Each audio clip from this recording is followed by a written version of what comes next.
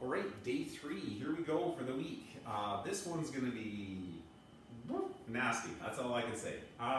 So let's get into our warm-up here. Our warm-up, we're gonna put a 5-minute clock on.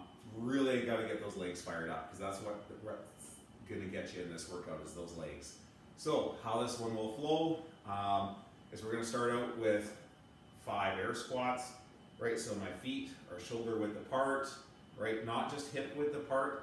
If you go shoulder width apart, that gives more room for those hips to descend down through, okay?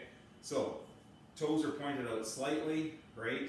And when I'm down in my squat, my knees track out over my feet. I'm a nice tall chest, right? And my hip crease is below my knee. So the other part of that, when we're doing that, is we've got to make sure when we go, we're not just dropping, we're initiating that back with our hips.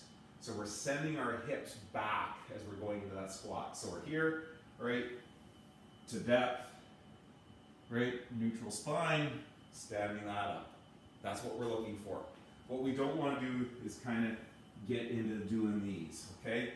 I know those will feel faster a lot of times, and I see a lot of that at the gym, where a person gets going fast and they just start turning more into hip hinges. That's not what we're looking for. We got to get that tall chest. We got to get those guys firing, because if you're bending over like that, you're hitting quads and knees, and that's why you're going to complain about knee pain doing your air squats. So let's focus on that tall chest and feet that weight back on those heels, okay? Now, if you've done 5 of those, right, we just go down and we're going to hang out here in the bottom of that squat, and we're going to hang on to it for 30 seconds, okay? So you can hang out here. We're not looking to get down to the bottom like a sumo squat hold at the bottom, right? We're here, we're actively engaged in that squat, and we're holding on to that for 30 seconds. Okay, so after we're done that, we're working our way through 5 push-ups to down dog. So, hands are under the shoulders, nice tight core, squeezing those glutes, elbows tight to the body. We're here, and then pushing back into that pike. Okay, now if we're doing that push-up into that pike or down dog, little wider feet than you would normally go in a push-up is probably a good idea there, okay? Just takes away a little less stress, might let you push back a little further.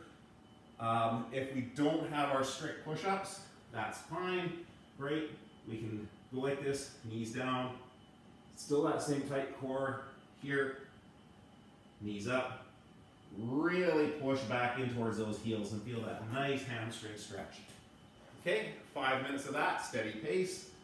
You should be good, loose and warm, shoulders and those hips for squatting.